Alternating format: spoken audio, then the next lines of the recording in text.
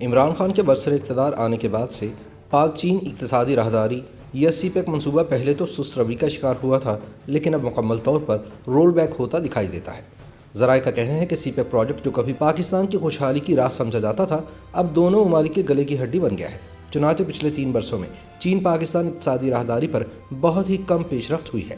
حالانکہ اس پروجیکٹ کو بیجنگ اور اسلام آباد نے دونوں ممالک کے مابین دوستی کا سنگ بنیاد قرار دیا تھا۔ سی پیک کا سب سے مہنگا پروجیکٹ ML1 سب سے زیادہ سست روی کا شکار ہے، کیونکہ بیجنگ اس مہنگے پروجیکٹ کی فائنینسنگ کے حوالے سے شرائط کو تبدیل کرنے کا خواہاں ہے۔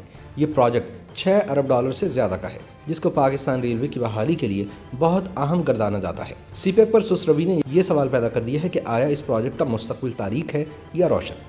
واضح رہے کہ پاکستان میں کچھ عرصے سے یہ باتیں گردش کر رہی ہیں کہ بیجنگ پاکستان سے اضافی گارنٹیز حاصل کرنا چاہتا ہے۔ وزارت خزانہ کی ایک افسر نے نام ظاہر نہ کرنے کی شرط پر بتایا ہے کہ پاکستان چین پر یہ واضح کر چکا ہے کہ وہ کوئی اضافی گارنٹی نہیں دے گا، اور یہ کہ کام مقتدر گارنٹی پر ہی ہونا چاہیے، کیونکہ پاکستان نے کبھی کسی قرضے پر ڈیفالٹ نہیں کیا۔ لیکن ایسی خبریں گردش میں ہیں کہ چین ML1 پروجیکٹ کی فائنینسنگ کے حوالے سے شرائط میں تبدیلی چاہتا ہے۔ پشاور ریلوے سے تعلق رکھنے والے اشفاق پاچا کا کہنا ہے کہ انہیں ML1 کے حوالے سے کوئی کام عملی طور پر ہوتا ہوا دکھائی نہیں دے رہا۔ ہمیں بتایا گیا ہے کہ نقشے تیار ہوئے ہیں، نصیر پور سے لنڈی کوتل کی طرف ایک ریلوے لائن جانی تھی، لیکن اس پر بھی کام شروع ہونے کے کوئی آثار نظر نہیں آ رہے۔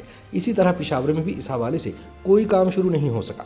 حکومت کی طرف سے اس پروجیکٹ کی خبر رکھنے والے پلاننگ کمیشن کے ایک اعلیٰ عہدیدار نے اپنا نام ظاہر نہ کرنے کی شرط پر بتایا کہ یہ پروجیکٹ سن 2016 میں شروع ہونا تھا، پھر مختلف پروجیکٹس کے آنے کی وجہ سے اس میں تاخیر ہوئی، پھر یہ طے ہوا کہ یہ جنوری 2021 میں شروع ہوگا، لیکن اب پھر تاخیر ہو رہی ہے۔ چین اور حکومت پاکستان کے درمیان اس کی فائنینسنگ کی شرائط پر بات چیت ہو رہی ہے، جس میں وقت لگ سکتا ہے اور یہ مزید تاخیر کا شکار ہو سکتا ہے۔ تاہم کچھ ناقدین کا کہنا ہے کہ ML1 پروجیکٹ کی مد پہ لیے جانے والے قرضے کی شرح سود پاکستان اور چین کے درمیان وجہ نزاع ہے، اور یہ کہ چین اس شرح میں خاطر خواہ اضافہ چاہتا ہے۔ اس سوال پر کہ کیا یہ ایک اہم مسئلہ ہے، اس اعلیٰ عہدیدار نے جواب دیا کہ ML1 پر شرح سود صرف 1% ہے، جو واقعی بہت کم ہے، کیونکہ چینی کمپنیاں اپنے ملک کے کمرشل بینکوں سے قرضہ لے رہی ہیں، اور اس حوالے سے 1% بہت کم ہے۔ ہم نے چین کو 2.38% آفر کیا ہے۔ یہ شرح ہم سی پیک کے تمام پروجیکٹس پر لیے جانے والے قرضوں پر شرح سود کے طور پر دے رہے ہیں، لیکن چین نے اب تک ہماری اس پیشکش کا جواب نہیں دیا۔ سینٹ کی سی پیک کمیٹی کے رکن سینیٹر میر کبیر احمد کا کہنا ہے کہ ML1 اسپیشل اکنامک زون سمیت تقریباً تمام سی پیک پروجیکٹس پر کام رکا ہوا ہے، اور اس کی وجہ یہ ہے کہ چین ناراض ہے اور اس کی سی پیک کے منصوبوں میں دلچسپی موجودہ حکومت کی نااہلی اور نالائکی کی وجہ سے کم ہوتی جا رہی ہے۔ یہ حکومت سی پیک پروجیکٹ آگے بڑھانے میں سنجیدہ نظر نہیں آ رہی، حالانکہ چین کے اصرار پر پاکستانی فوج اور ریاست پاکستان کو اس پروجیکٹ کا گارنٹر بنایا گیا تھا تاکہ حکومتوں کی تبدیلی اس پر اثر انداز نہ ہو۔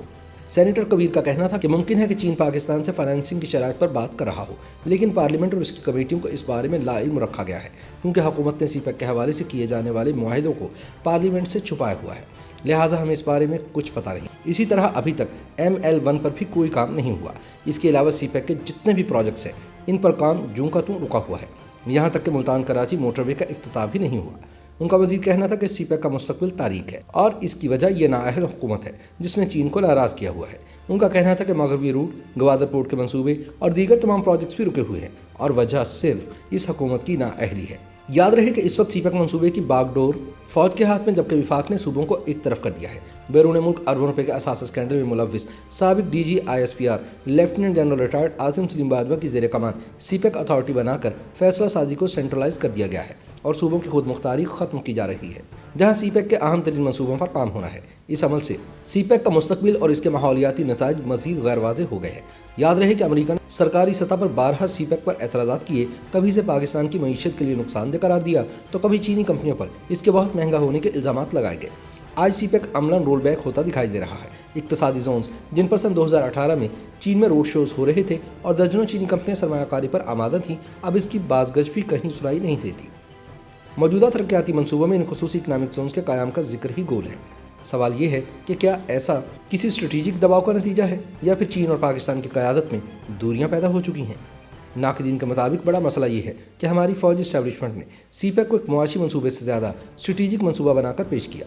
یہی وجہ تھی کہ امریکہ نے اس کی کھل کر مخالفت کی۔ اس مخالفت کے کیا نتائج ہو سکتے ہیں، اس کی تیاری کہیں نہ تھی۔ اب حالات یہ ہیں کہ سی پیک کو گیم چینجر قرار دینے والوں کی اپنی گیم ختم ہو چکی ہے۔ سی پیک کے جاری منصوبے التوا کا شکار ہیں، اور ان کی لاگت کئی گنا زیادہ بڑھ چکی ہے۔ تو کیا کپتان کی ناکام حکومت یہ بتانا پسند کرے گی کہ یہ اضافی رقم کتنے ارب ڈالرز ہے، اور اس اضافی بوجھ کا ذمہ دار कौन है। YouTube पर गूगली न्यूज देखने के लिए youtube.com की सर्च बार में गूगली न्यूज टीवी टाइप करें। गूगली न्यूज के पेज पर सुर्ख रंग के सब्सक्रिप्शन वाले बटन पर क्लिक करना ना भूलिए। YouTube पेज पर अपलोड होने वाली वीडियो से बाखबर रहने के लिए बेल आइकन पर क्लिक कीजिए। आपको हर नई वीडियो के बारे में नोटिफिकेशन मौसूल हो जाएगा।